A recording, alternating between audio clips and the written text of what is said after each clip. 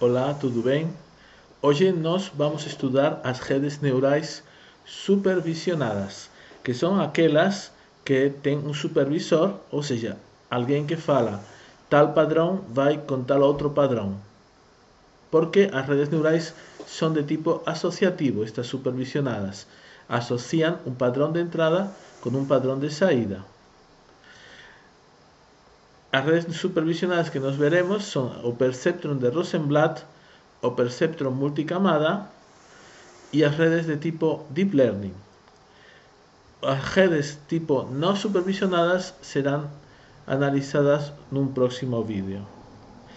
Comenzaremos pelo neurônio de Maculo-Pitts, que como já vimos, é um algoritmo que multiplica cada entrada pelo seu respectivo peso ou ponderação, tá? E depois soma todas essas contribuições no que chama-se entrada neta, net-i, tá?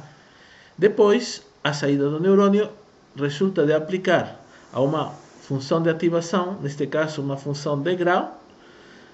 O resultado desta operação coloca-se no eixo do x e o output obtém-se pela função de grau, tá? Uma coisa muito importante é que a função de grau pode se deslocar para a direita. Neste caso tem um deslocamento SI igual a 1. Então, observamos que a função de grau pode se deslocar como? Subtraindo da variável independente da função o valor SI, que nós vamos ver aqui. Temos de novo este neurônio com um formato triangular neste caso, e vemos que a entrada neta, como já vimos, é a somatória das contribuições de cada uma das entradas ponderadas pelos pesos. Às vezes, os neurônios não funcionam com uma função de ativação de grau. Bom, na grande maioria das vezes, porque a função de grau era somente bem no início das redes neurais. Então, normalmente utiliza-se uma função de tipo sigmoidal, tá? E esse, no caso, seria o deslocamento da função sigmoidal para a direita, que seria esta distância, tá? Desde o ponto de inflexão da curva, que seria este ponto, até o eixo dos y, tá? Como se obtém o deslocamento? O deslocamento obtém-se subtraindo da variável independente net um valor S, que seria o deslocamento. Sabemos que o net não é mais do que a somatória das entradas ponderadas pelos pesos. Está aqui, tá? E lembramos que se nós quisermos fazer com um neurônio Maculo-Pitts a função AND, era só deslocar a função de grau 2 unidades. E aí obteríamos uma tabela onde o resultado I de I1 e I2 seria a função AND, que seria neste caso a última coluna, tá? A função OR somente precisaríamos deslocar uma unidade a função de grau para a direita.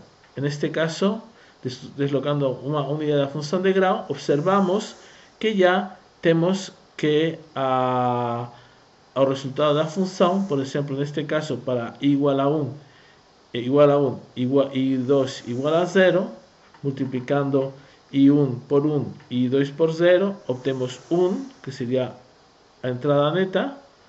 Aplicando esse 1 na função de grau, obtemos, já que está redefinida neste ponto, em 1, aí obtemos um 1. Então, nós temos que a função de grau, quando queremos simular um algoritmo OR, estaria deslocada para menos do que quando estamos simulando o algoritmo, a função AND, tá? Vamos começar então pelo perceptron de Rosenblatt.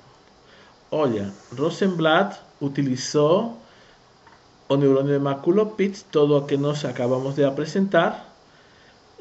Utilizou também uma função de grau deslocada essa unidades para a direita, tá? Exactamente como acabamos de ver, a variable independiente sería net, a somatoria dos pesos multiplicados pelos inputs, y de esa variable independiente subtraeríamos SI, tá?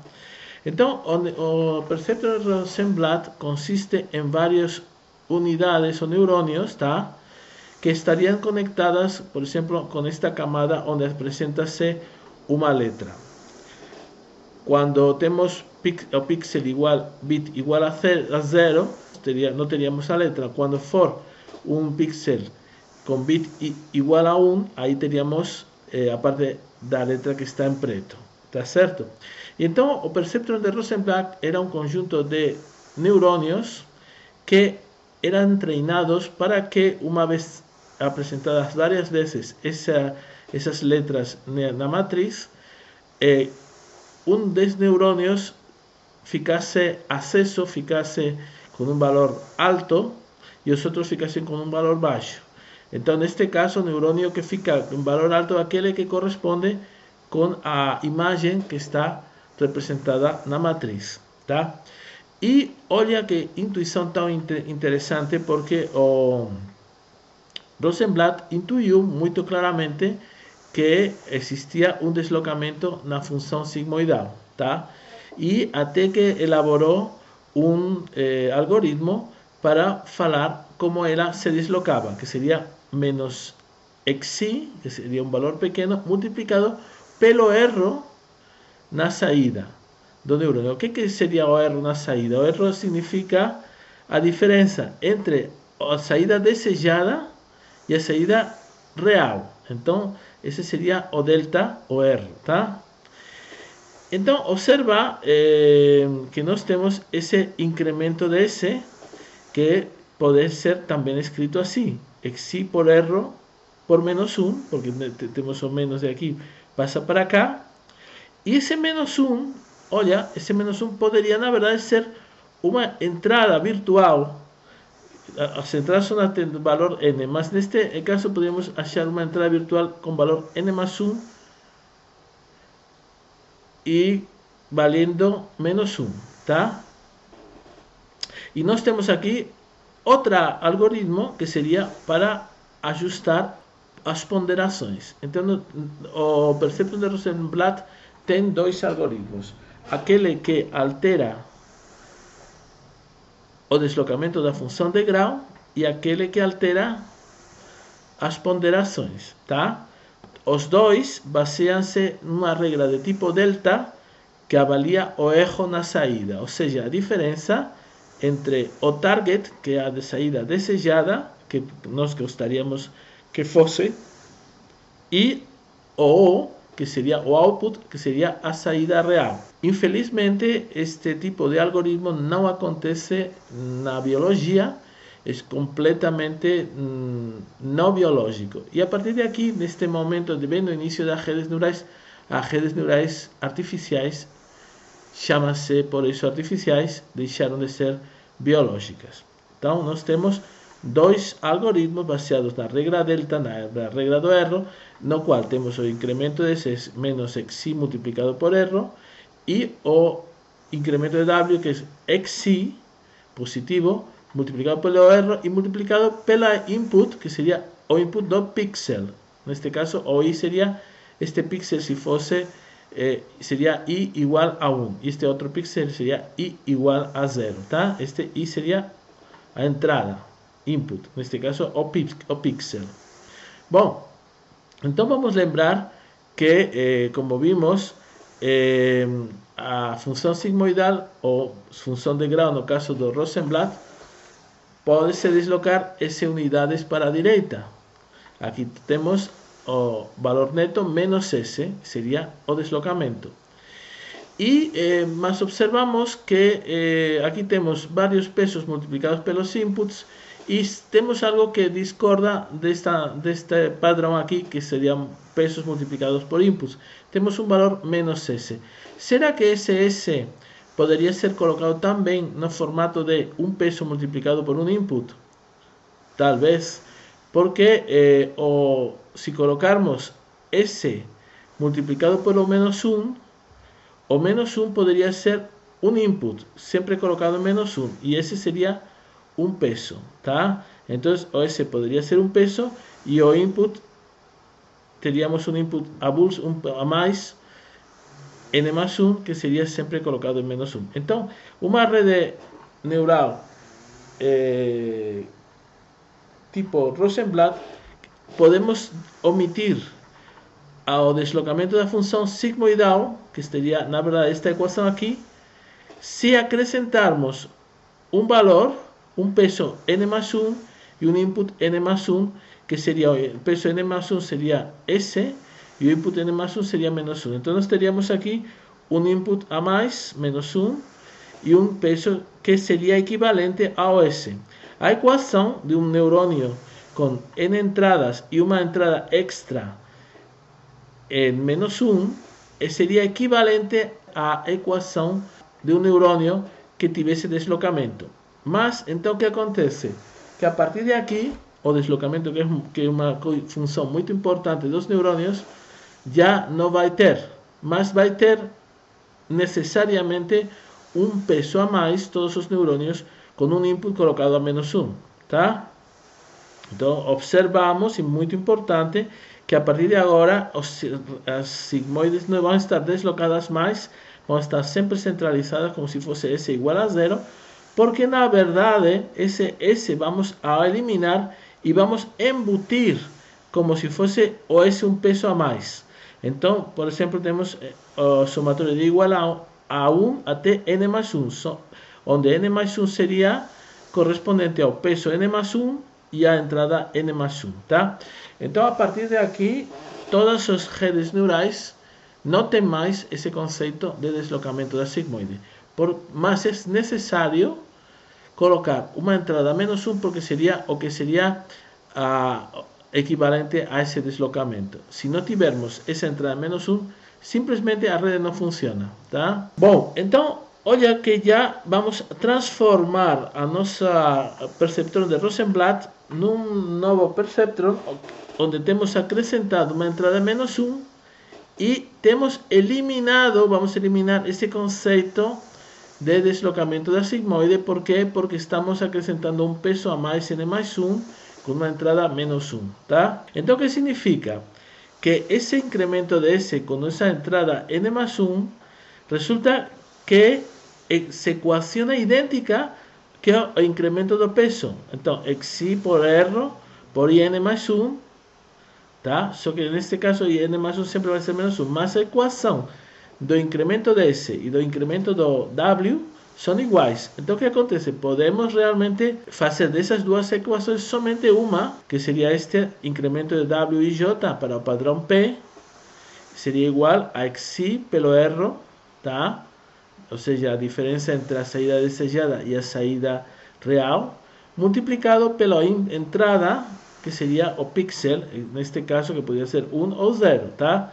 Então, o que acontece? Que com uma única equação, podemos alterar todos os pesos, inclusive este outro peso adicional que colocamos e que serviria para substituir o efeito da sigmoide se deslocando. Então, temos aqui o primeiro momento em que já foi substituída a sigmoide se deslocando por um peso avulso -1. Bom, este perceptron de Rosenblatt teve muitas críticas na época, porque as pessoas não estavam preparadas para esse novo conceito de uma máquina que aprendesse semelhante aos humanos. Então, o que aconteceu? Bastou que o Marvin Minsky falasse a seguinte afirmação, que o perceptron de Rosenblatt era incapaz de executar a função XOR, foi suficiente essa informação para que a partir desse momento não fosse mais investido dinheiro nas redes neurais, porque as mentes eram muito conservadoras.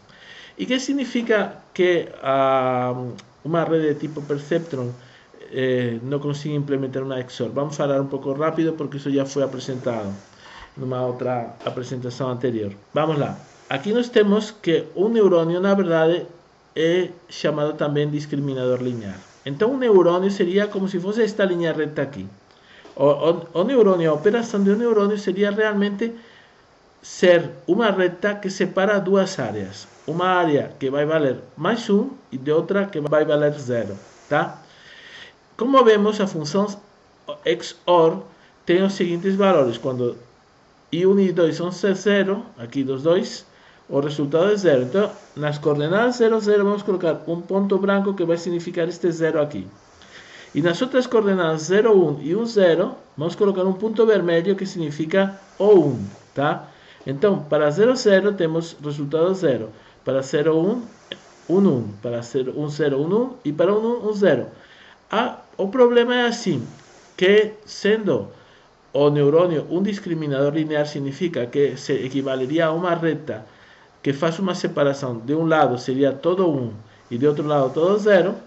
Então o que aconteceria? Que seria impossível criar essas duas diferenciações, porque aqui temos um valor 0, um valor 1 e um valor 1. E aqui outro valor 0. Então o que significa? Uma reta não consegue separar toda uma região de 1s de outra uma região de 0. Vemos aqui que os 1s estão misturados com zeros, tá?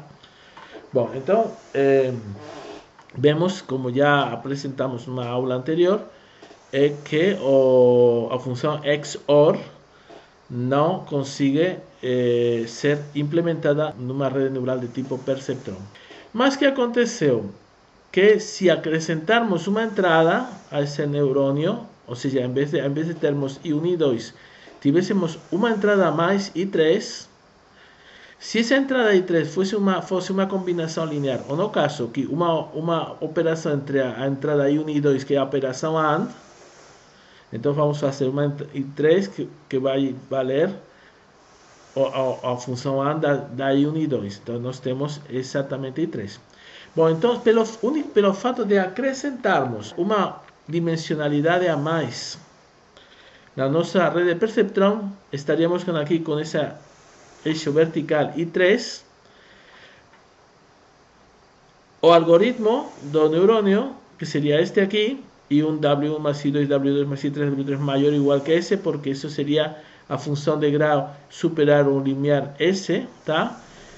Uma vez que temos uma dimensionalidade a mais, resulta que ao invés de uma reta podemos ter um plano que vai separar exatamente as coordenadas com resultados 1, que seria I1 e I2, das coordenadas com resultado 0, que seria 0, 0, aqui, e 1, 1, que seria aqui. Então, com um plano, que na verdade não é mais do que um operador linear, podemos, digamos, separar os pontos cujo resultado é 0 e 1 e que aparecem na função O exclusiva. Ou seja, não é tão difícil separar, implementar uma O exclusiva, é somente acrescentar uma dimensão a mais. Aqui vemos como que foi feito. O I1 e I2 juntam-se aqui no neurônio que implementa uma função AND, e essa saída do neurônio vai entrar no neurônio que estamos considerando como uma entrada a mais, tá? Então temos I1 W1 mais I2 W2 mais I3 W3, sendo I3 a função AND de I1 e I2. Bom, pues observamos que pelo fato de acrescentar uma dimensionalidade a mais, resolvimos o problema da O exclusiva de uma tacada. Então, o que nos interessa agora é saber que com isso podemos implementar redes maiores, com várias camadas, tá? Pelo fato de ter maior dimensionalidade, nós temos já redes que são robustas e só conseguem implementar essa função XOR que Marvin Minsky falava que não conseguia se implementar. Então nós temos aqui umas redes supervisionadas com várias camadas, multicamadas, que temos aqui a camada I, por exemplo, a camada J, a camada K, que consiguen implementar a função XOR e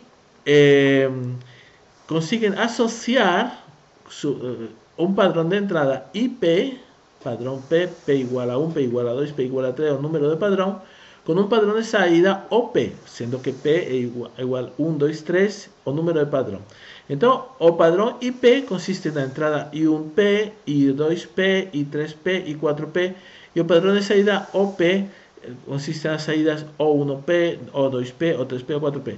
Mas então, que conseguimos? Que as redes supervisionadas multicamada permitan asociar un padrón de entrada con un padrón de saída. Olha, importante,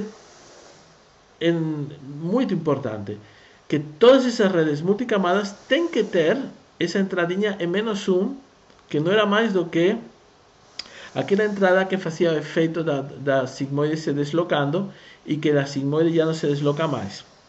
Se não tiver esta entrada -1, a rede não vai funcionar. Já vi muitos livros, até bem conceituados, que na hora de apresentar esta rede esquecem este -1, que também chamado, os pesos desse -1 são chamados vias, tá? Bom, então, se não tiver -1, simplesmente a rede não vai funcionar corretamente, tá? Por isso, indico muito fortemente este livro, Explorations in Parallel Distributed Processing, a Handbook of Models, Programs and Exercises, que está de graça, tá? Neste site, e que foi o primeiro livro sobre redes neurais, escrito pelos próprios criadores das redes neurais. E neste livro mostra claramente que a rede neural de tipo multicamada precisa de ter todas as entradas da segunda e última camada conectadas com um neurônio em -1, tá? Então, por que estou mostrando este livro? Porque fiquei um pouquinho desapontado que livros mais modernos estavam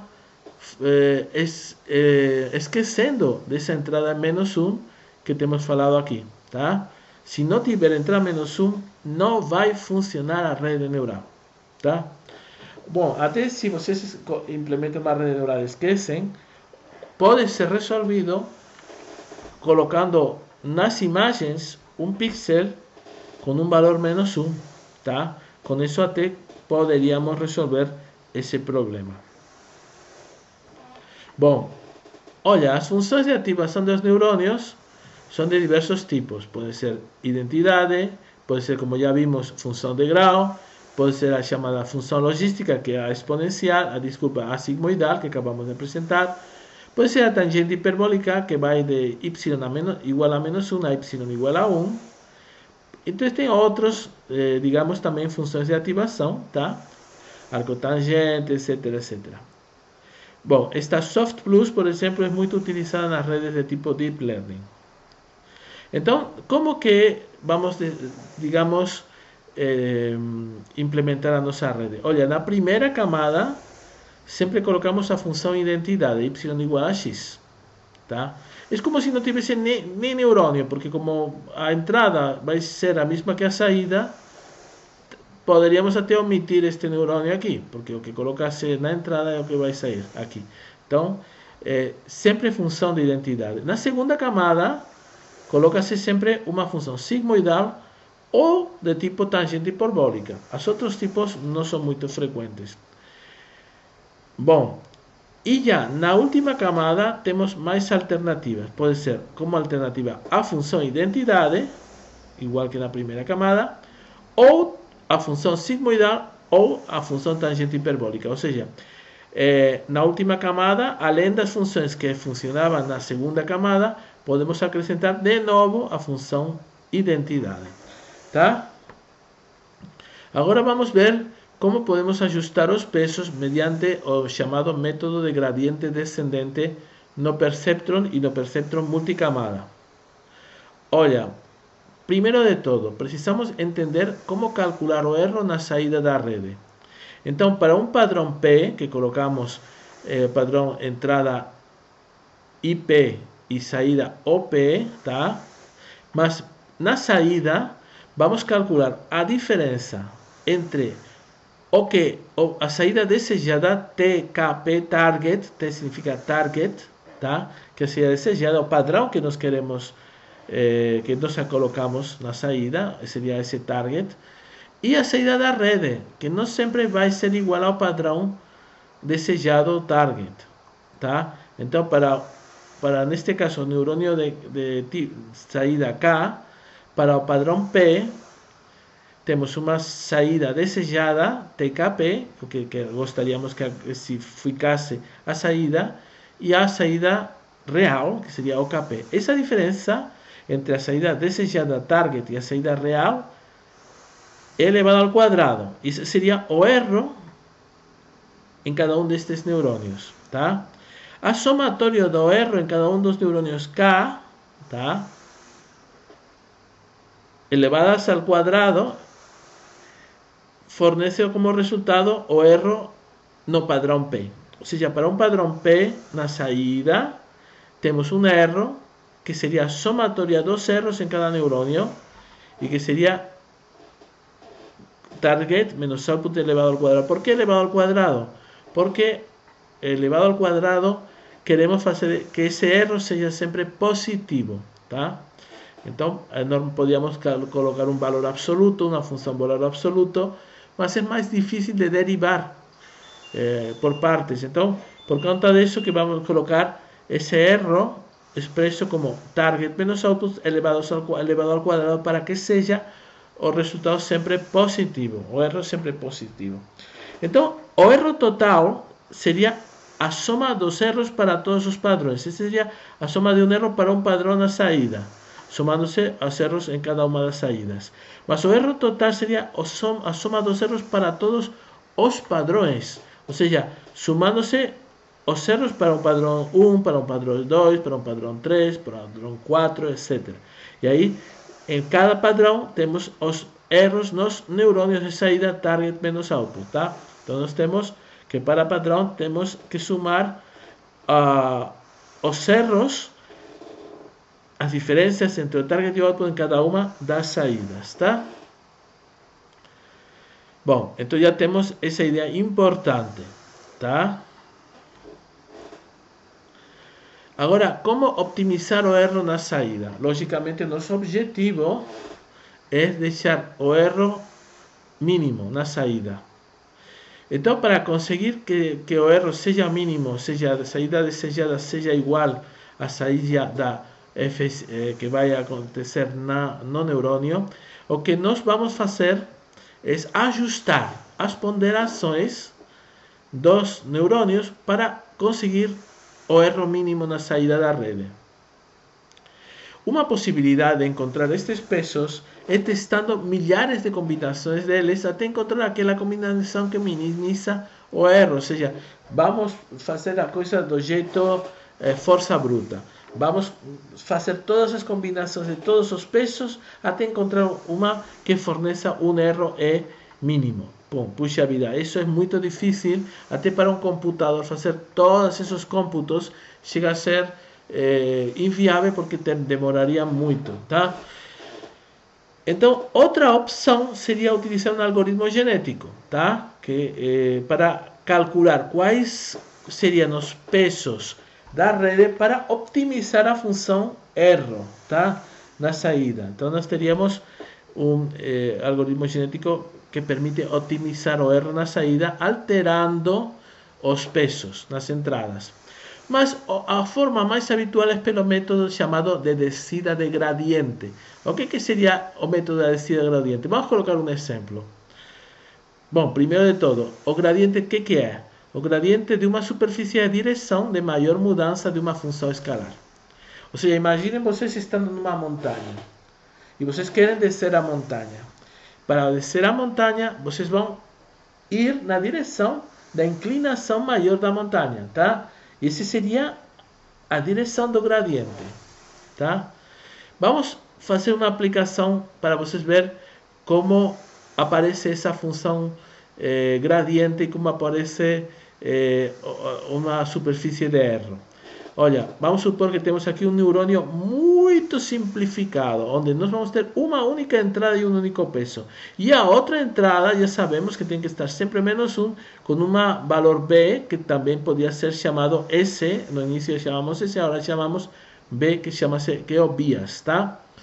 O que é chamado bias, pero que equivaleria ao deslocamento da função, S, tá? Aqui chama-se bias, que é o nome mais convencional. Então, esse neurônio vamos colocar como uma função de ativação a função identidade para que o output seja idêntico à somatória dos pesos, dos inputs ponderados pelos pesos, tá? Então, o Y, calculando esa saída sería igual a x multiplicado por w menos b, tá? Y, saída do neurônio, es igual a x multiplicado por w menos b. Então, o que significa isto? Isto aqui é uma reta, uma linha reta, uma equação de uma reta, que poderia ser esta linha vermelha aqui. Olha, o nosso objetivo que nós vamos fazer agora é utilizar um neurônio para, apresentando para ele esses pontos, para que ele calcule a reta que interpola esses pontos. Essa é a aplicação que nós vamos colocar. Então, colocando aqui o ponto, por exemplo, x igual a menos 2, nós gostaríamos que a saída fosse 1. Mas não vai ser, porque se você coloca x igual a menos 2, imagina esta reta, que seria esta aqui, o algoritmo do neurônio. Se coloca x igual a menos 2, tá? O valor da reta neste ponto não vai ser 1, ou não vai ser o valor desejado. Então vamos ter um erro no ponto 1. No ponto 2 também, se esta for a reta, ou seja, para um valor w específico e b específico, teríamos esta reta. Para um ponto como o x0, y05, aqui teríamos mais outro erro, porque a reta não vai passar por cima desse ponto. Nós queremos que es ajustar a reta para interpolar. Então vamos ter que mexer nos parâmetros da reta w e b. Mas, por enquanto, estamos tendo um erro 1, erro 2, erro 3 e erro 4. Tá? Aí, sumando-se estes erros elevados ao quadrado, vamos encontrar um valor de um erro para um w e um b específico. Vamos repetir o que acabamos de falar. O nosso objetivo é ver como um neurônio poderia ser treinado para que, apresentando para ele vários pontos x, y, o neurônio consiga, mediante uma interpolação, obter um y para qualquer outro ponto genérico x, tá? Ou seja, queremos uma reta interpoladora entre esses pontos, tá? A equação do neurônio não seria mais do que isso. Se a função de ativação do neurônio for a função de identidade, neste caso é a função de identidade, a equação que liga o input com o output é a reta IWX menos B. E se quisermos usar a reta para interpolar os pontos da figura, poderíamos testar várias retas. A reta com o erro E menor seria a que interpola melhor os pontos. Ou seja, cada reta tem um erro, tá? Que é uma somatória de erros em cada ponto. A reta interpoladora seria aquela que conseguimos ter um erro menor. Então vamos representar para vários valores de W e para vários valores de B qual seria o erro obtido para cada uma dessas retas. Tá? Ou seja, se representarmos num gráfico 3D os erros E em função do W e B, temos um paraboloide. Então seria este paraboloide que nós fizemos um programa em MATLAB para gerar este paraboloide. Aqui temos o valor do bias e o valor do B. E aqui no eixo dos Z temos o erro na tentativa de interpolar todos os pontos. Tá?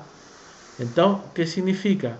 Que para cada combinação de B e W, teríamos uma reta interpoladora diferente, com um erro global que seria fornecido pela pelo eixo do Z, tá? E aqui teríamos a mesma coisa, só que com superfícies com curvas de nível, tá? Todas estas curvas, mais ou menos elipsoidais, são curvas que estão no mesmo nível do Z, tá? Teríamos várias curvas. Então, qual seria o nosso objetivo, como já falamos? Se nós estamos por um ponto por aqui, nós queremos, estaríamos, por exemplo, aqui, numa parte violeta, seria este ponto aqui, tá? Queríamos chegar à combinação de B e W que fornece o valor mínimo do erro, que seria justamente aqui, bem no meio deste paraboloide, justamente por aqui onde está indicando a seta. Então, se nós estivermos inicialmente com um valor W e um valor B da reta interpoladora por aqui, tá? Seria 1 e menos 1, O nosso objetivo seria chegar aqui. Como chegaríamos aqui? Indo pela direção, justamente estaríamos como se estivéssemos no topo da montanha e queremos descer até o vale que estaria aqui, tá? Como faríamos isso? Procuraríamos sempre, em cada momento, a direção do gradiente, que seria a direção de maior inclinação. E iríamos descendo por aqui, por aqui, por aqui, por aqui, até chegar no vale, tá? Bom, então, olha, até agora temos calculado o erro, que seria a soma do erro em todos os padrões, em todos os pontos que queríamos interpolar. E neste caso, o erro era a diferença entre a saída desejada, que seria o ponto, e a saída do output, que seria a própria reta. Teríamos a saída entre a reta, o output e o ponto. Todo elevado ao quadrado, e para cada padrão teríamos todo este erro, e sumando-se todos os padrões teríamos um erro global, tá? Lembramos que, neste caso, utilizávamos como função de ativação a função identidade. Por isso que não aparece a equação da sigmoide aqui, tá?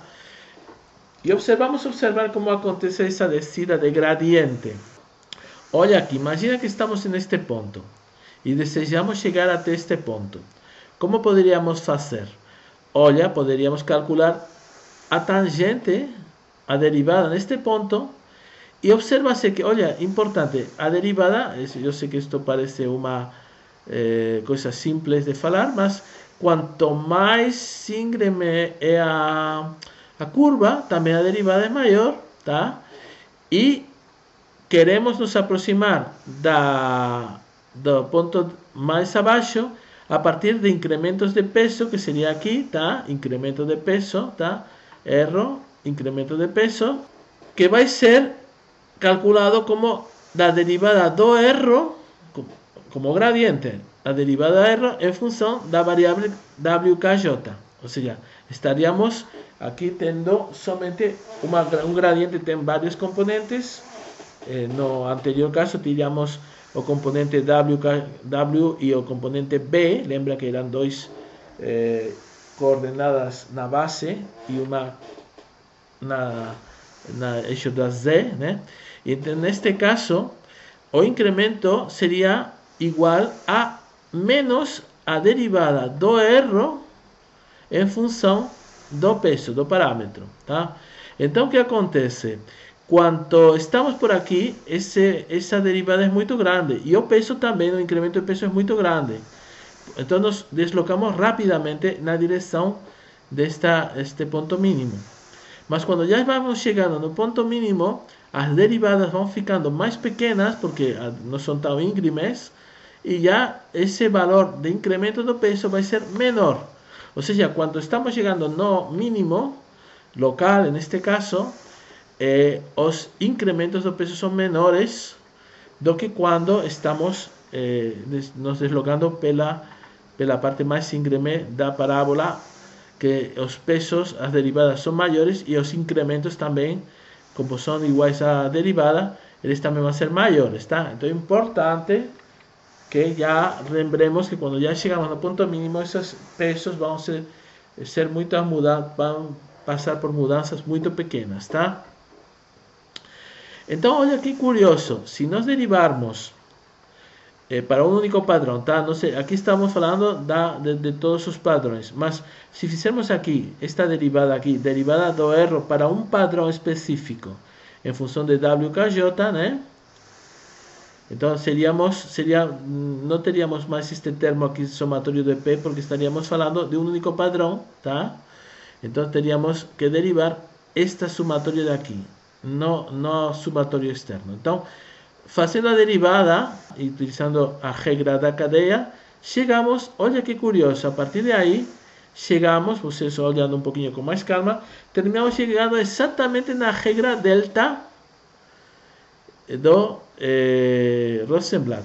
Olha, este ajuste aqui que nós acabamos de fazer, a descida de gradiente foi calculado em 1980 e poucos, enquanto Rosenblatt fez os seus cálculos em 1950. O que chama muito a atenção é assim, que o resultado de aplicar a regra de gradiente descendente para obter o conjunto de parámetros que fornece un erro mínimo, esa regra es idéntica que aquella que propuso Rosenblatt 30 años antes por pura intuición y sin pensar para nada en gradiente. Entonces tenemos que xi por delta Kp, donde delta Kp es la diferencia entre target menos output y multiplicado pelo i, exactamente a regra de Rosenblatt, ¿tá?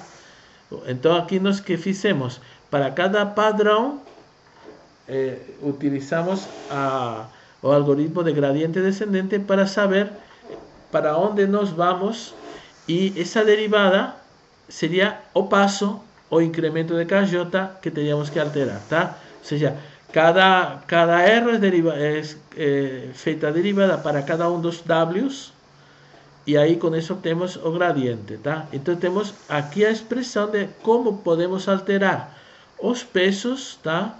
Para poder nos aproximar do mínimo local da função R. Bom, então nós temos o famoso método de backpropagation, que basicamente consiste em derivar a função de R global com relação a cada um dos pesos. Mas para fazer isso é bastante complicado quando temos que fazer a derivada em pesos das primeiras camadas. E aí surgem umas equações que basicamente poderíamos estar desenvolvendo ao longo de várias aulas. Então, melhor vamos chegar no resultado final. Na última camada, a camada das Ks, aplica-se a própria regra aqui que tínhamos do perceptron de Rosenblatt. Vamos mostrar.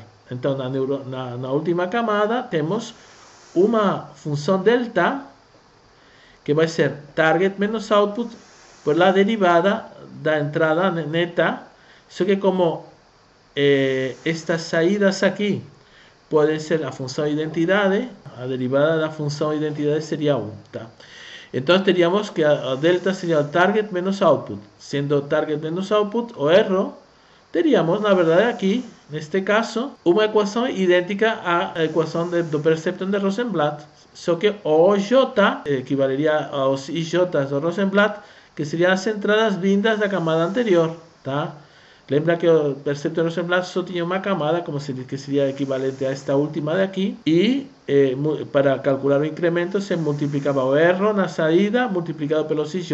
Então teríamos o R multiplicado pelos, aqui, OJ, saídas do J, dos neurônios da camada intermediária. Estamos supondo que se for uma saída com função de ativação e identidade, esta linha, né, seria igual a 1, porque seria a função identidade, tá?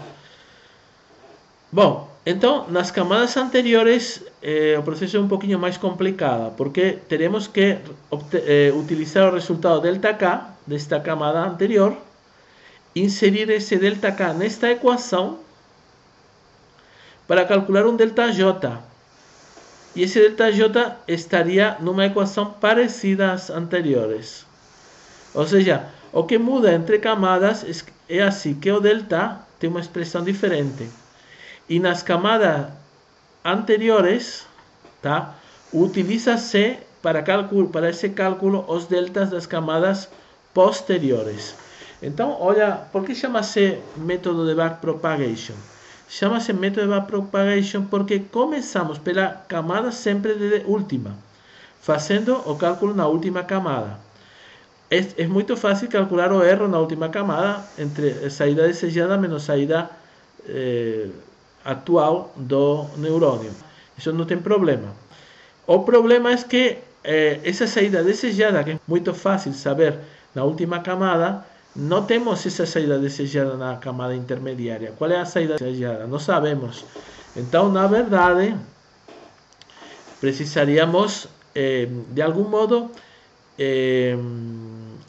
culpabilizar do erro da última camada aos neurônios das anteriores de modo tal que os pesos consigam se ajustar de um modo mais rápido. Então nós temos que partimos da última camada calculando o erro, calculamos os incrementos dos pesos KJ, que são estes aqui, tá? Aqui vão aos últimos neurônios, E depois, para calcular os pesos, neste caso JI, que são estes outros pesos que vão do I, neurônio I para neurônio J, todos estes pesos, tá? Aí precisamos utilizar esta regra aqui com o delta, que utiliza na sua vez o delta anterior. Bom, e ao mesmo tempo vamos ir ajustando os pesos que vão para o neurônio que está colocado em -1, tá? Pelas mesmas regras anteriores, tá bom? É muito importante não esquecer, como já falamos, esse neurônio colocado em -1, porque senão a rede não vai funcionar, tá bom? Vamos ver um tipo de backpropagation que chama-se com momentum. O que significa uma backpropagation com momentum? É uma regra que consiste em que, se nós temos uma superfície de erro parecida com esta, ou uma linha de erro, nosso objetivo é descer pela direção de maior gradiente, ou seja, neste caso a derivada, para atingir o ponto mínimo global que estaria aqui. Mas vamos supor que por algum motivo temos dado um aumento de peso no tempo t-1 que nos deixou esse aumento de peso neste ponto aqui, justo neste buraquinho aqui. Então, o que acontece se queremos calcular o peso seguinte? Como estamos um mínimo local, a derivada seria pequena, porque não seria muito íngreme. Então, teríamos uma derivada para calcular o seguinte peso, incremento de IJ pela regra do perceptron. Teríamos uma derivada que seria esta em vermelho, que seria uma pequena derivada, porque estaríamos perto do poço, deste pequeno pocinho aqui. Então, o que poderia acontecer? Que poderia acontecer que nós não vamos sair nunca deste poço, vamos ficar presos neste poço. Utilizando o momentum, o chamado momentum, nós pegamos o embalo que vinha dos pesos anteriores, e se sumamos a este incremento pequeno deste peso um valor proporcional ao incremento anterior, aí podemos sair do poço. Então vamos, em cada momento, ao cálculo do peso, do incremento do peso, vamos a sumar uma fração do incremento do peso anterior. Então, neste peso, aqui vamos sumar uma fração que chamamos momento, que seria uma fração alfa do incremento anterior de pesos. Então, como que vem aqui, seria exatamente aqui, alfa incremento do peso anterior. Ou seja, em todo momento, para poder sair de pequenos mínimos locais e cairmos neles, vamos calcular o peso não como seria o normal, mas sumando-se uma fração do peso anterior. E assim teríamos um peso maior e esse poderíamos dar um pulo maior para poder sair desse mínimo local e continuar nossa viagem para chegar no mínimo global. Então chama-se momento. E os cálculos com o momento da backpropagation são análogos aos cálculos anteriores, só que em cada camada teríamos que sumar esse peso do instante, esse incremento de peso no instante anterior, que seria este caso aqui, seria um incremento de peso no instante anterior multiplicado por um fator alfa, tá? Então, para que serve o momento? É para conseguir uma inércia que nos permita sair de pequenos mínimos locais. Bom, vamos agora falar de como ajustar o fator de aprendizado XI. Com valores pequenos de XI, menores de 0.01, o aprendizado é mais lento, ou seja, significa que os incrementos de pesos vão ser também menores, tá?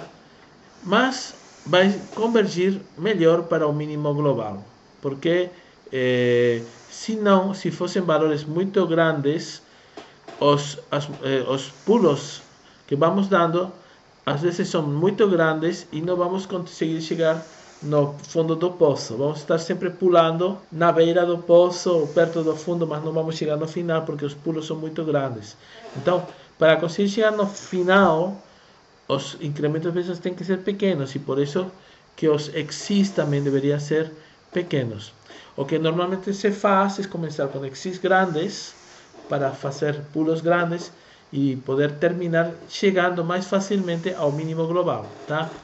Vamos fazer pulos grandes. É como se quando você tenta Por exemplo, imagina uma sacola que tem dois fundos ou três fundos de distintos tamanhos. E você tem várias bolinhas nessa sacola. Para que essas bolinhas terminem todas caindo no poço mais fundo, na parte mais funda da sacola, faríamos batidas maiores no início e depois cada vez mais pequenininhas.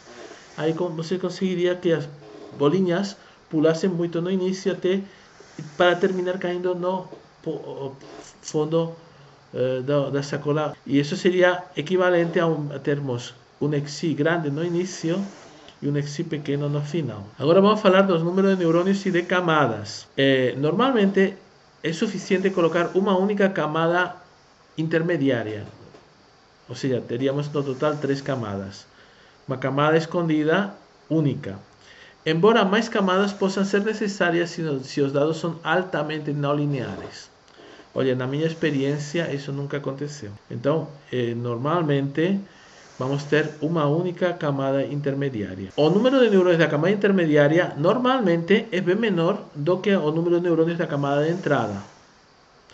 Tipo, por exemplo, se a camada de entrada são 100 neurônios, vamos deixar a camada intermediária com um 20%, um 15% dos neurônios da camada de entrada. Se a rede não conseguir diminuir suficientemente o erro, aí sim pode ser necessário repetir o treino com mais neurônios. Agora vamos ver que temos um problema se treinamos em excesso uma rede neural. Ou talvez se colocarmos muitos neurônios também teríamos esse mesmo problema. Teríamos, isso às vezes me lembra até as pessoas que têm problema autista. Os autistas, alguns deles, têm uma capacidade de memória impressionante. Eles memorizam tudo. Mas se você pergunta para um autista para ele fazer uma generalização, para fazer uma dedução de qual seria um resultado a partir de um dado desconhecido, ele não vai conseguir. Então, de algum modo, temos também um problema de, vamos chamar, autismo nas redes neurais. Às vezes, se treinamos demais ou temos neurônios demais, o que acontece? Vamos supor aqui que temos uma onda senoidal que queremos realmente e temos acrescentado um ruído a essas. Em cada momento apresentamos essa onda senoidal com um ruído. O que acontece? Que o que nós desejamos não é que aprenda a rede neural a memorizar cada ponto, porque são pontos que não interessam, são decorrentes do ruído. Mas realmente o que nós gostaríamos é que a rede, de algum modo, tivesse a capacidade de deduzir que por trás desta função com ruído existe uma onda senoidal. Então, para isso, vamos a pedir à rede que tenha uma capacidade de generalização boa, tá? Com muitos neurônios se consegue maior memorização e com poucos neurônios maior generalização. Então, se nós queremos uma rede neural que interpole uma série de pontos numa senoide, vamos colocar, primeiro de todo, poucos neurônios na camada intermediária. De repente, olha, se só colocar um, não vamos ter uma capacidade de interpolar com uma senoide, de repente com uma linha reta. Já vimos que um único neurônio pode implementar uma interpolação, uma linha de regressão. Mas também não vamos permitir que a rede treine demais, porque se treina demais, tudo bem, vamos diminuir o erro muito, mas vamos terminar, digamos, aprendendo o ruído, tá? Não vamos a conseguir generalizar, tá? Então, como organizar os padrões de treino para permitir essa generalização? Dos conjuntos de padrões de treino de entrada e saída, ou seja, vamos ter, como já falamos, padrões de entrada e de saída, separamos um 50% para treinar a rede, para associar o treino à entrada com a saída. Um 25%, por exemplo, para teste e um 25% para validação. Pode ser, não necessariamente essas cifras. Que significa validação? Validação é um conjunto de padrões que você não vai treinar a rede com esse conjunto de padrões. É só para conferir se a rede está conseguindo generalizar. Então, você treina a rede com os teus 50% de padrões. Agora, pega os padrões que ela não conhece, coloca na entrada da rede o input desses padrões e você vai ver se realmente ele consegue generalizar para um input desconhecido e vamos ver se está generalizando bem, tá? Então, o grupo de validação é um grupo separado com o qual vocês não vão treinar a rede e vai servir somente para avaliar se a rede generaliza. Então, o grupo de validação é aplicado à rede durante o treino para saber como o treino está indo. E já falamos que o conjunto de todos os padrões de treino é chamado de época. Ou seja, se você tem 20 entradas e 20 saídas, para a rede aprender, todo esse conjunto são uma época, tá?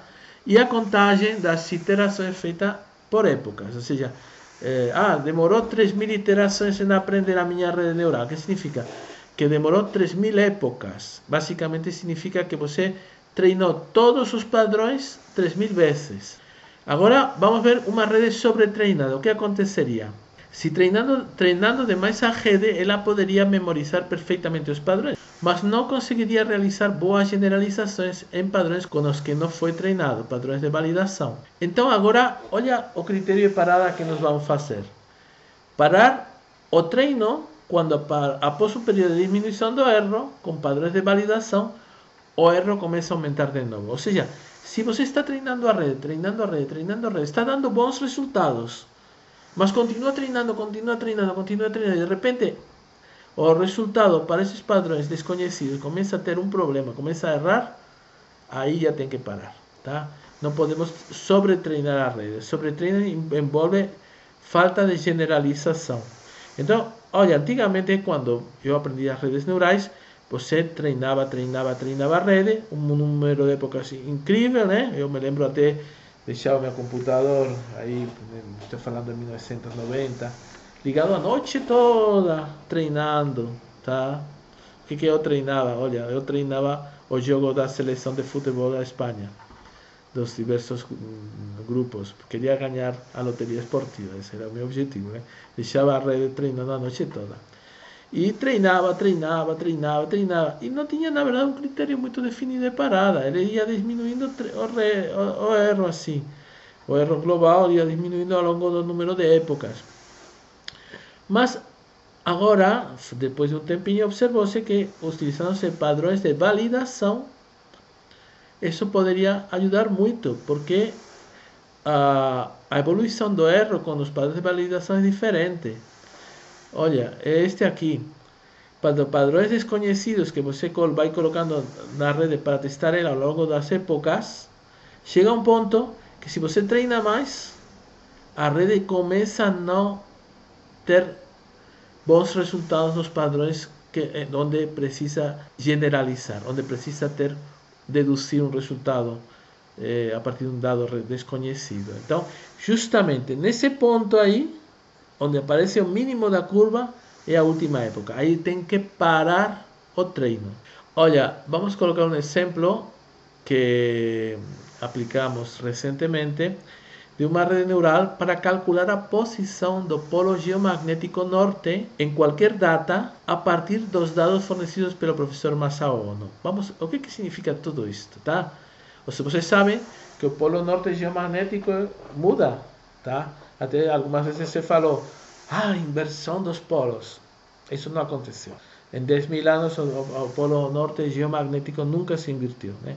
E na verdade não está claro que houve uma inversão nos últimos milhões de anos, tá? Mas o professor Masao Ono, ele fez um estudo incrível estabelecendo a posição do polo norte geomagnético desde faz 10.000 anos before present. Mas present significa 1950, tá?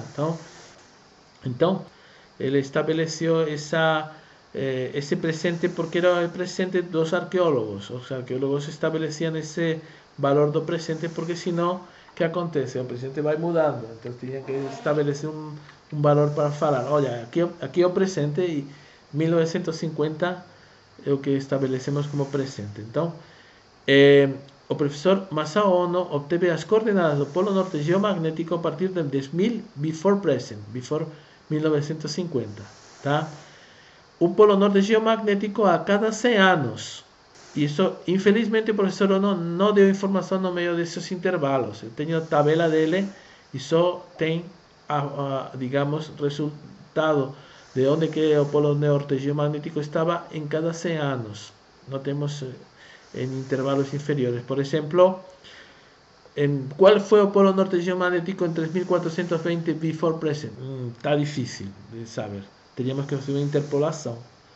E justamente por isso, esse seria nosso trabalho, porque nós queremos uma rede que interpole esses pontos. Porque a posição do Polo Norte geomagnético, não sabemos como funciona essa deriva do Polo Norte. Não sabemos quais são os fenômenos físicos por trás dessa mudança do polo. Então temos altas não linearidades. Então, mas o que nós queremos é obter os polos norte geomagnéticos em qualquer data, não a cada 100 anos. Olha, aqui nós temos a deriva do polo norte geomagnético a partir dos dados do Masao Ono, 3.700 antes do presente, 3.600, 3.500, 3.400, etc, etc. De 100 em 100 anos. Nós queremos saber o que aconteceu. E, por exemplo, o que aconteceu aqui? Quando o Polo Norte passou de 2.800 before present para 2.900. Como que aconteceu? Ele foi percorrendo esta linha reta, ou ele se deslocou mais para a esquerda e voltou para aqui? Como que aconteceu, tá? Justamente isso que nós queremos entender. Qual seria a posição do Polo Norte geomagnético nos períodos onde nós não temos dados. Mas, ao invés de uma simples interpolação, vamos usar uma rede neural que não só é capaz de aprender a dinâmica do Polo Norte geomagnético, mas também produzir generalizações precisas se os dados estão ausentes. Tá? Então precisamos de uma rede que generalize bem. E esta vai ser a nossa rede. Olha, temos uma rede neural. Depois de testar muitas redes neurais, chegamos nesta rede aqui. Para obter a latitude e longitude do Polo Norte geomagnético, estabelecemos um ano inicial, vamos supor 500 before present. Então, aqui seria a latitude no ano 500 before present mais 100 vezes um tempo t, que nós precisamos colocar como input aqui, t, tá? Então, nós mudando este input t, que nós vamos saber o Polo Norte geomagnético mais 100 vezes t, a longitude do Polo Norte geomagnético no ano inicial, 500, vamos supor, mais 100 vezes t, tá? Onde o t é um valor que muda entre 0 e 4.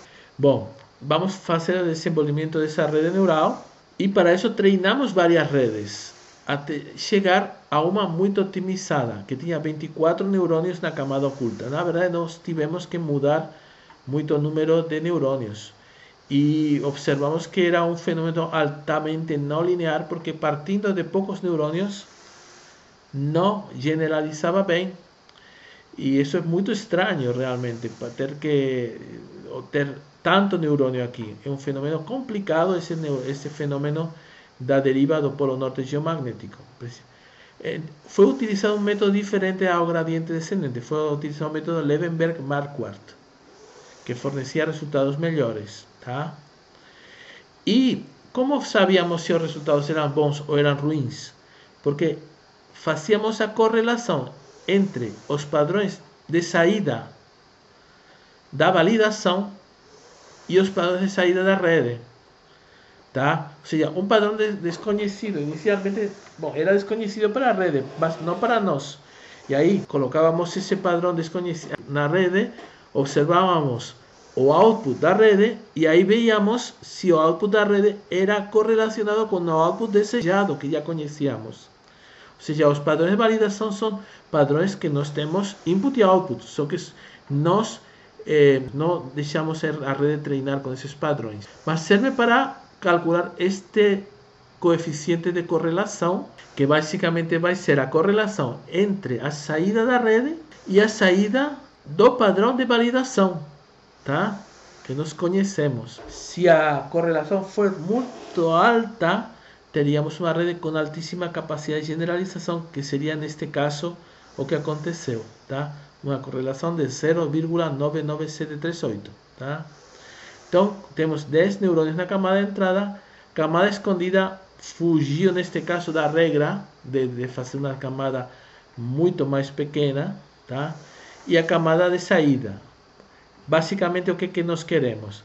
A partir desse ano inicial, 500 before Christ, nós sabemos a latitude e longitude do polo norte geomagnético no ano inicial, também sabemos a longitude e latitude no ano final, e vamos mudar o T para obter o polo norte geomagnético no ano 600, nos anos 700, no ano 800 e no ano 900. Esses são dados conhecidos, ou seja, com valores de T inteiros. E vamos colocar esses valores aqui, que são valores conhecidos. Mas o que nós sabemos é nos valores intermediários, ou seja, os valores de 1, 2, 3, 4 conhecemos, mas 1,5, 1,3 não conhecemos, tá? Bom, vamos então. Foi muito importante criar este conjunto de padrões, onde vocês veem que eu estou fornecendo muita informação para a rede. Estou dando para a rede a latitude e longitude no ano inicial, que seria este caso, ano inicial, a latitude e longitude no ano final, e nos anos 600, 700 e 800, no caso, neste exemplo, começa aqui no ano 500, tá? Teríamos já esse valor seria conhecido e seria o que nós colocaríamos na saída da rede. O que não seria conhecido seria se tivermos um valor T intermediário, tá? Bom, então, como já vimos, para a criação do conjunto de treinamento, o coeficiente temporal T variou de tal modo que com valores inteiros 0, 1, 2, 3 e 4. Para a validação, foram utilizados 25% dos padrões de treino. E durante o teste, ou seja, quando já terminou de treinar a rede, o valor de T pode ser definido para valores racionais desconhecidos, ou seja, valores intermediários, que justamente é o que nós desejamos. Bom, vamos agora colocar esse exemplo no MATLAB. Vamos ver como que funciona o MATLAB, tá bom? Bom, aqui nós temos a linha de comando do MATLAB. Iniciamos o sistema colocando na linha de comando NN, Neural Networks, Start. Colocando na linha de comando NN Start, já aparece este aplicativo para permitir a utilização da rede em 4 ou 5, neste caso 4 tipos de operações. Para ajuste, para reconhecimento de padrões, para clusterização ou para análise de séries temporais. Nós queremos o aplicativo Fitting Up, de ajuste, tá? Já que vamos fazer uma interpolação, tá? Aqui seria o esquema da rede. Teríamos uma camada escondida, uma única camada escondida, uma camada de saída. Na camada de saída teríamos uma função identidade e na função escondida teríamos uma tangente hiperbólica, porque é aquela que vai entre menos 1 e menos 1. Em todos os casos temos neurônios com pesos, aqui o W é na verdade um vetor, que são todos os pesos correspondentes aos neurônios dessa camada, seria o W. E o B, que seria o bias, lembra? Esse número seriam os pesos que vão ligados em neurônio menos 1, tá? Bom, então, está ok. Vamos selecionar os dados de entrada. Eu já tenho mais ou menos selecionado aqui, no Excel, na planilha de Excel, com extensão CSV, a entrada, tá?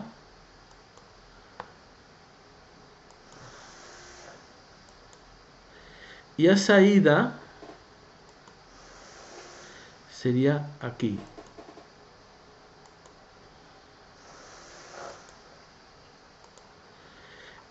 Temos que invertir porque sabemos que as entradas são entradas columnas no MATLAB. E eu, no meu caso do Excel, tinha linhas, os dados estavam em linhas, tá?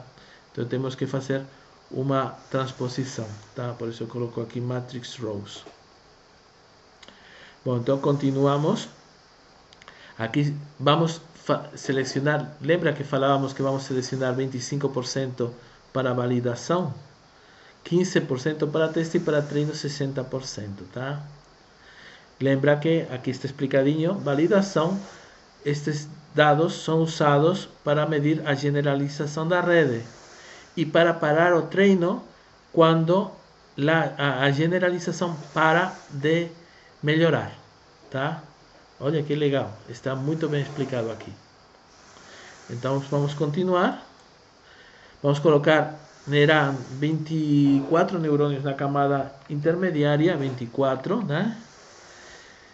Na camada intermediária, continuamos. Vamos treinar a rede, temos três métodos: Levenberg-Marquardt, Bayesian Regularization Scale Conjugate Gradient. Neste caso, o Levenberg-Marquardt foi o que deu melhores resultados. Porque aqui, como sabemos quais são os resultados? Temos aqui o coeficiente de correlação R. Treinamos, está treinando, observamos o coeficiente de correlação para treino, para validação e para teste, tá? Olha, aqui deu um bom coeficiente de correlação para validação, que é o que interessa, 9,93, tá? Então, o que interessa realmente é termos um coeficiente de correlação alto aqui. Se treinarmos de novo, pode ser que empeore a situação. Empeorou um pouquinho, 9,92. Vamos retreinar de novo. 9,90. Empeorou um pouquinho. Então, não vamos ficar com esta rede, não. Continuamos. Olha, aqui também empeorou, 9,89. Não vamos utilizar esta rede. Ou seja, vocês veem que terminamos treinando a rede muitas vezes até conseguir a melhor rede. Bom, olha, aqui subiu de novo, 9,912. Vamos supor que já seria esse o valor que queríamos. Embora sabemos que em nosso caso conseguimos uma regressão de 9,97 no caso de nosso exemplo, tá? Mas não vamos parar por aqui porque senão teríamos que repetir muitas vezes, tá? Continuamos, next. E já temos terminado. Aqui poderíamos estar ajustando de novo o tamanho da rede se não tivéssemos tido um bom resultado, etc, etc, etc. Tá bom? Então a rede já foi treinada e agora já poderíamos fazer o teste da rede, tá? Mas por aqui vamos terminar porque digamos que a rede já foi treinada, que foi o que queríamos passar para vocês, tá bom? Vamos continuar com a apresentação e vamos falar agora das redes neurais autoassociativas. O que é uma rede neural autoassociativa? Uma rede neural autoassociativa são aquelas em que os padrões de entrada e a saída são iguais. Ou seja, o input, o padrão input e o padrão output são idênticos, tá? Por exemplo, uma face. Colocar a face, a imagem da face na entrada e a mesma face na saída da rede, tá? E para que se utilizam? Para completar padrões. Se, por exemplo, você tiver uma face incompleta na entrada, faltando a metade da face, a rede deveria te apresentar na saída a face completa, tá? Olha, uma coisa muito importante é que os pesos dos neurônios da camada intermediária das redes autoassociativas convergem para uma coisa chamada os componentes principais, que nós vamos tentar explicar aqui. É muito importante porque os componentes principais são os que eles descrevem melhor um padrão. Ou seja, se você quiser descrever com uma série de eixos ortogonais com uma série de coordenadas ortogonais um padrão, se você precisaria de menos eixos usando seus componentes principais, tá? Vamos tentar explicar um pouquinho o que seria um componente principal. Cada um dos componentes principais representa a direção de maior variabilidade de um conjunto de padrões. Por exemplo, vamos supor que cada um dos alunos da sala da aula é identificado pelo seu peso e pela estatura. Vamos colocar o exemplo de pesos e estaturas dos alunos. Podemos representar cada aluno num sistema de duas coordenadas, x e y, onde x é o peso e o y a estatura. Então, aqui temos que cada ponto representa um aluno com um peso e uma estatura diferentes. Então, em princípio, precisaríamos de duas coordenadas. Mas se estudarmos qual é a direção de maior variabilidade dos dados, primeiro de tudo teríamos que estabelecer qual é a média desses dados para encontrar essa direção. Neste caso, a média seria esse ponto vermelho. E agora vamos estudar em qual direção os dados variam mais. E observamos que a direção é a diagonal. Essa direção seria o primeiro componente principal. E na verdade, ao invés de termos cada aluno definido pela sua estatura e seu peso, poderíamos comprimir a informação, reduzir o número de coordenadas para uma única coordenada, já que acima desse primeiro componente principal, cada um dos pontos tem um valor distinto. Ou seja, cada elemento, cada aluno teria um valor acima desse primeiro componente principal para cada um deles, que identificaria cada aluno. Não precisaria então distinguir cada aluno pelo peso e estatura. Seria um valor que poderíamos chamar valor de robustez, valor de massa corporal. Não sei realmente como poderíamos chamar, mas poderíamos encontrar identificado cada um desses alunos pela sua projeção acima desse primeiro componente. Agora já o segundo componente é muito fácil de encontrar, porque o segundo passa pelo valor médio e esse ortogonal, ele é ortogonal ao segundo componente principal ou ao componente anterior. Então acho que já dá para entender um pouquinho qual é a ideia do primeiro componente principal, aquele que permite descrever melhor a variabilidade desse conjunto de padrões e identificar de um modo mais enxuto esses padrões, tá? Olha, por exemplo, aqui temos que foi calculado a partir das fases de todos os membros de um laboratório, tipo 30, 40 pessoas, foi calculado os componentes principais e a média. Esses componentes principais chamam-se autofases, cada componente principal. Então teria autofase 1, seria o primeiro componente principal. E teríamos primeiro a média dos padrões. Olha, neste caso era um laboratório todo de homens, mas observamos, muito curioso, que a média de todos esses homens resulta num rosto que parece um feminino. Este rosto aqui da esquerda acima não é mais do que a média das fases dos componentes de um laboratório, que são uns 30 ou 40 pessoas. A partir daí obtemos o primeiro componente principal, que é a direção de maior variabilidade, o segundo componente principal, o terceiro, tá? Neste caso, esses componentes são como se fossem fases. Chamariam-se autofases. Então, olha como que poderíamos descrever qualquer fase. Olha, por exemplo, esta fase aqui. Poderíamos obter esta fase pegando cada um dos componentes, cada uma destas autofases, V1, V2, V3, V4, V5, VK, ponderando cada uma delas, V1 multiplicado por um número A1, V2 multiplicado por outro número e assim por diante. Teríamos estes coeficientes, o importante, seriam os coeficientes de ponderação, e a partir desses coeficientes de ponderação, sumando-se a média, sumando-se a imagem média que tínhamos no início, obtemos esta fase. Mas observa o seguinte, que esta fase pode ser simplesmente escrita por um conjunto de números.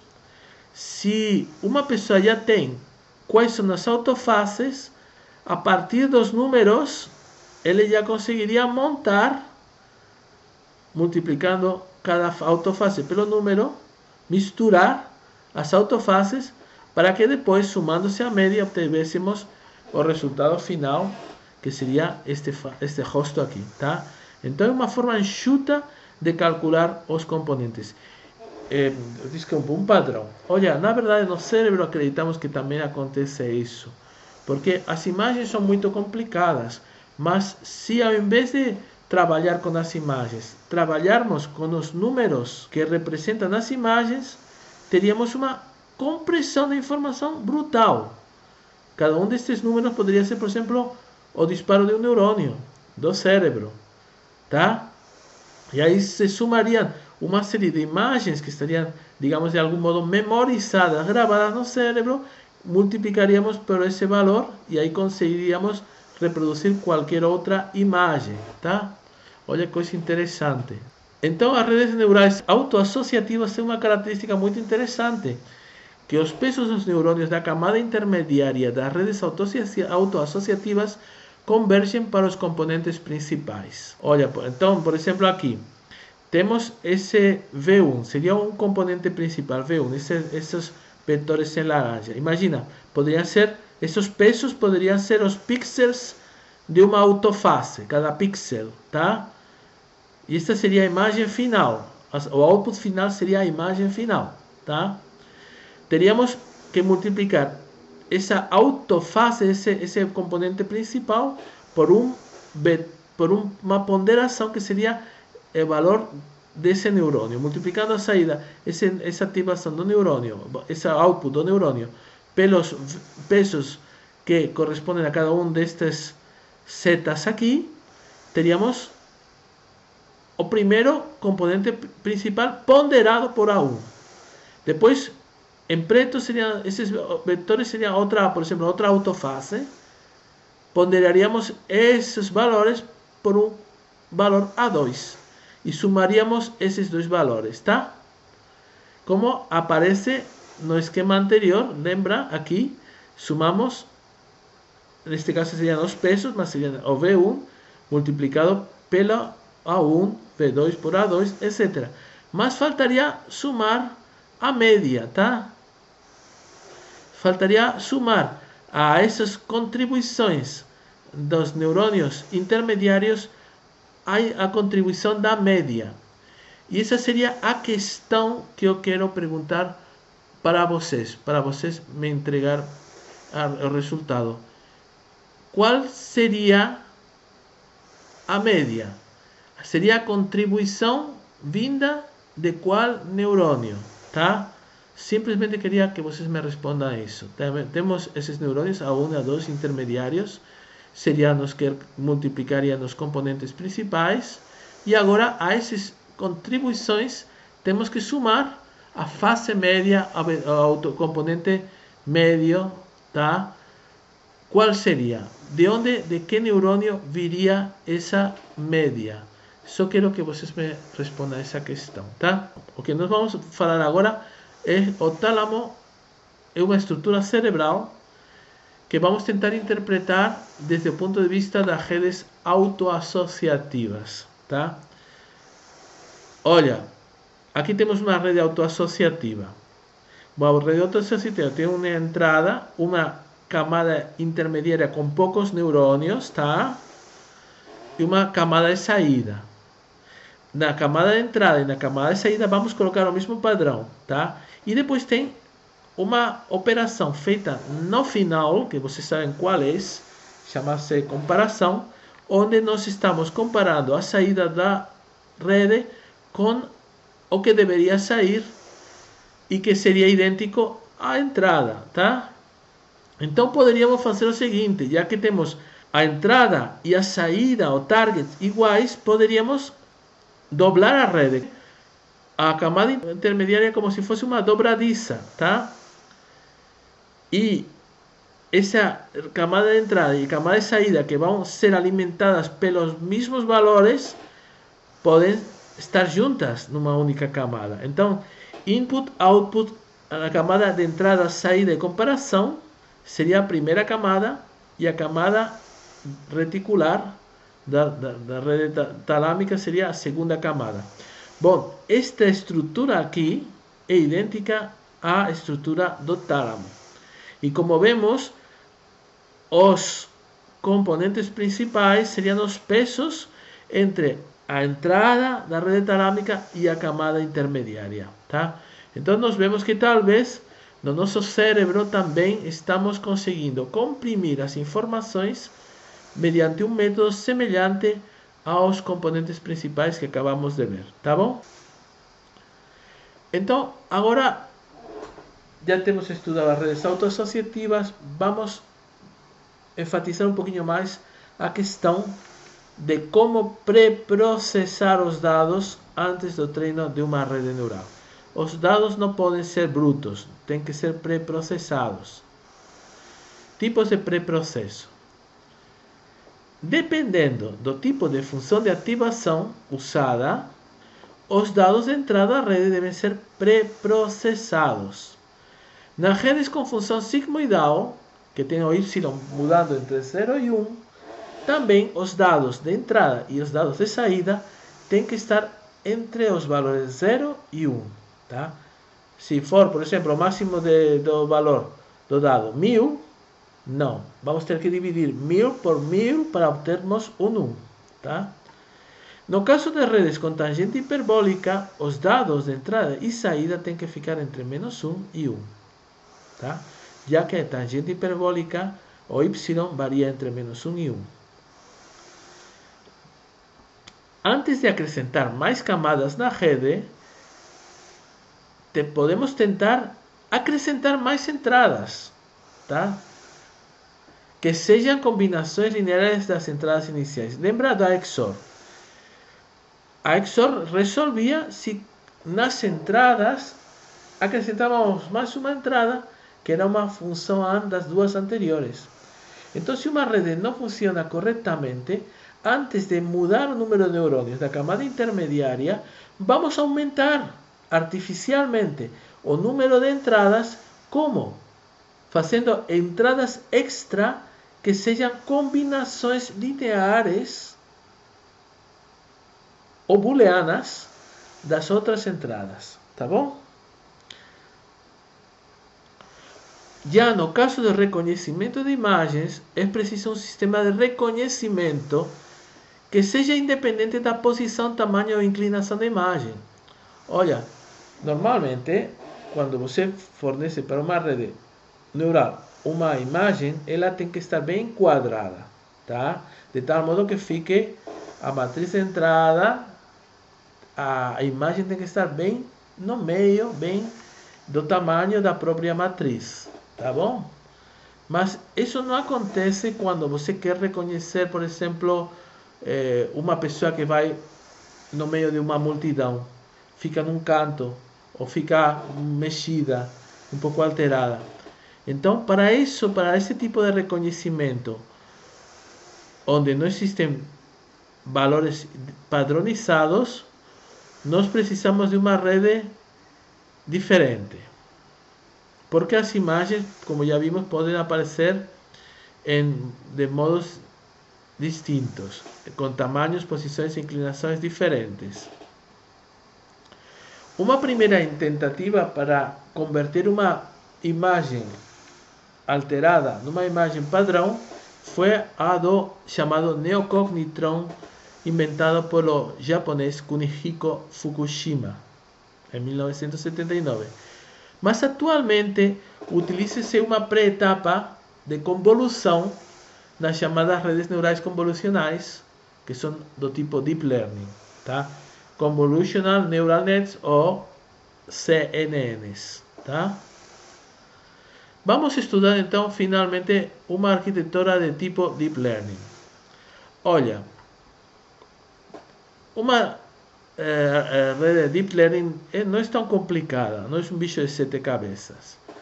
Basicamente é uma rede neural convencional de tipo associativo com uma etapa preliminar de preparo dos padrões chamada etapa de convolução. Com essas duas operações, vamos conseguir que, por exemplo, aqui temos uma imagem onde uma estrelinha está num canto da imagem, mas vamos poder falar se uma estrela está nesse paisagem.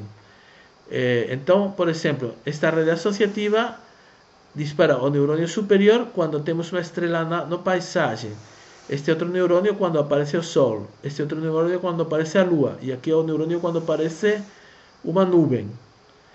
Neste caso, o fato de termos a estrela no meio da paisagem faz o neurônio 1 disparar em 1 e os outros neurônios dispararem em 0. Então, basicamente, é isso que a rede neural de tipo Deep Learning faz. É usada para reconhecimento de imagens, onde temos uma imagem que precisamos reconhecer que está alterada em tamanho, posição, ou está deslocada para um canto da imagem, tá? Olha, esta etapa de convolução, vamos ver o que é essa etapa de convolução. E essa etapa de convolução aparece também no cérebro humano, tá? Por exemplo, aqui temos a retina, tá? A imagem da retina vai passar por vários estágios. Vai passar pelo tálamo, que já vimos anteriormente, núcleo lateral geniculado do tálamo. Do tálamo vai passar para o córtex visual V1, área V1, onde são reconhecidas algumas características específicas da imagem. De aí vamos juntar algumas dessas características, fazendo uma ligação entre essas características, um chamado binding, na área V2. Depois vamos para a área V3, a camada V3, e depois vamos para o ponto final, onde vai ser reconhecida a imagem. Seria o córtex lateral occipital, onde existe uma série de neurônios chamados grandmother cells. Grandmother porque se a foto era de uma senhora maior, de uma avó, os primeiros estágios vão extrair características tipo componentes principais dessa imagem, mas no final vão se juntar essas características num processo chamado binding, ligação, para reconhecer, neste caso, esse gato, ou no caso das chamadas grandmother cells, era porque o experimentador utilizou a imagem da vovó dele e chamou os neurônios que reconhecem um padrão completo, chamou esse pesquisador de grandmother cell, tá? Então nós temos todo esse sistema na biologia que nós queremos imitar na etapa de convolução, que basicamente é uma série de filtros, tá? Que vão extraindo características e depois vai acontecendo um chamado binding, uma ligação entre essas características, tá? Então, uma rede de tipo convolucional tem várias camadas em que acontece em cada uma delas um processo de convolução e de pooling. O que significa processo de convolução? Olha, vamos supor que temos uma imagem que está formada por pixels, tá? Neste caso, para maior facilidade, os pixels são somente binários 0 e 1, embora possam ser pixels com valores intermediários entre 0 e 1, e temos um filtro. O filtro vai multiplicar elemento por elemento cada um dos pixels. Então, como acontece nesta outra figura aqui, onde vamos deslocando o filtro e vai multiplicando elemento por elemento, tá? Cada um desses das partes da imagem, e vamos gerando aqui o resultado da multiplicação, e esse resultado chama-se convolução, tá? Esse seria o processo de convolução.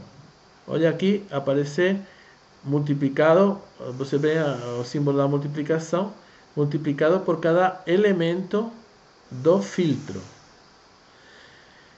Então é como se passássemos, neste caso, esse tipo de filtro, que é um filtro gaussiano, criando um feature map ou outro feature maps. São criados vários feature maps nas redes de convolução. En cada etapa, geranse varios feature maps. Então, aqui geram-se vários feature maps. Aqui também, etc. Mas está faltando o processo de pooling. Temos já feito o processo de convolução. Está faltando aqui o processo de pooling. O que significa pooling? Basicamente, parecido com o processo de convolução, onde temos outro filtro que na verdade não vai ser um cálculo de um filtro, que vai ser o cálculo de um máximo. Então, por exemplo, aqui uma vez feita a convolução, e sendo a convolução retificada, que significa que os valores negativos são substituídos por zero, tá? Uma vez feita a convolução pelo processo anterior, e depois de ser essa convolução retificada, substituindo os valores negativos por zero, aí vamos pegar subconjuntos dessa matriz e vamos calcular, por exemplo, o máximo. Neste caso, o máximo de um 6. Depois vamos dar um pulo de 2 passos para termos a nossa área de trabalho colocada aqui, acima. Vamos ter um 8, que seria o valor máximo. Aqui teríamos um 3 e aqui teríamos um 4. Então, como já vemos, cada um dos passos do processo de convolução são um conjunto de convolução e pooling. Convolução e pooling, convolução e pooling, convolução e pooling. Tá? Mas aí, como treinamos essa rede? Olha, é feita assim o treino. A rede associativa final, seria aqui essa rede final, seria treinada pelo processo de gradiente descendente, o que vocês conhecem perfeitamente, tá? E nos processos de convolução e pooling, não seria treinado o processo de pooling. O processo de pooling seria um valor, seria feito simplesmente o cálculo do máximo. Mas os filtros que aparecem no gradiente, a orientação desses filtros, esses filtros gaussianos, seriam ajustados através de um processo de gradiente descendente. Qual seria o objetivo? O objetivo final seria que para cada, por exemplo, neste caso, apresentando uma figura onde tem um navio, né? O navio tem que aparecer em destaque aqui na última camada da rede. Boat igual a 1. O neurônio teria um valor 1. E os outros valores teriam que ser 0. Então, a função objetivo seria que em cada momento, perante uma imagem, nós encontramos qual seria o objeto que está presente nessa imagem, tá? Aqui encontraríamos o erro, depois o erro global de todos os padrões, e por um processo de gradiente descendente iríamos ajustando não somente os pesos da rede da rede associativa, mas também os pesos das camadas de convolução. Como é feito esse ajuste? Olha, o método não é um método fácil, tá? E por isso estou deixando aqui o link, no caso vocês terem maior interesse em encontrar como são treinadas essa parte de convolução das redes de Deep Learning. Simplesmente chama-se Deep Learning porque tem várias camadas, mas não é um monstro de 7 cabeças, como vimos, porque a última parte é uma rede associativa comum e a parte anterior é um pré-processo que junta processos de convolução e pooling, vários desses processos, tá bom? Bom, então, olha, isso era o que eu queria explicar nesta parte de redes neurais supervisionadas. Não cheguei a explicar em grande detalhamento a parte da Deep Learning, como vemos aqui, somente passei para vocês as informações necessárias para vocês depois já se interessar um pouco mais e ver como funciona as equações de gradiente descendente. De todos modos, a complexidade a nível de número de neurônios, etc., de uma rede Deep Learning é tão grande que eu não sugiro vocês tentar programar todo em Python ou em C ou em MATLAB, porque isso já está pronto. E de fato, a grande maioria das vezes, vocês encontram palestras onde, mais do que explicar as redes neurais, Deep Learning, explicam como trabalhar com elas, como executar elas num ambiente de MATLAB ou num ambiente baseado em Python, etc. Então, olha, às vezes vocês me perguntam, professor, eu quero conhecer a rede Deep Learning. Tudo bem, mas vocês precisam conhecer primeiro as redes anteriores, tá? Porque a rede Deep Learning não é mais do que uma aplicação para um processamento de imagem, tá? E basicamente é isso que a rede Deep Learning faz. A partir de uma imagem, você tem que fazer disparar um neurônio na saída. E acabou. Se vocês querem utilizar redes para outras finalidades, como previsão de séries temporais, controle de sistemas, etc, etc, etc, vocês precisam, primeiro de todo, saber usar as redes normais, já que o problema de vocês talvez não precise de toda a complexidade de uma rede Deep Learning. Uma rede Deep Learning é muito interessante quando você tem imagens, reconhecimento de imagens. Ou se você tiver algum padrão que possa ser transformado numa matriz. O que é uma imagem? Não é mais do que uma matriz que tem algumas características diferenciais no meio da matriz, tá? Então, por exemplo, no cérebro, todo é transformado em formato matricial. Mesmo a parte vinda da audição. Para conseguir processar a audição, antes de entrar na primeira etapa de pré-processo, essas informações auditivas têm que ser transformadas numa espécie de matriz esquisita, onde aparece de algum modo aqui as características principais do nosso padrão sonoro, tá? Então, resumindo, Deep Learning pode ser utilizada para outras finalidades sempre que vocês consigam ter uma topologia parecida a uma imagem na parte de entrada, tá bom? Bom, proximamente o seguinte vídeo vai ser sobre redes não supervisionadas. Até mais. Saúde para todos. Tchau, tchau.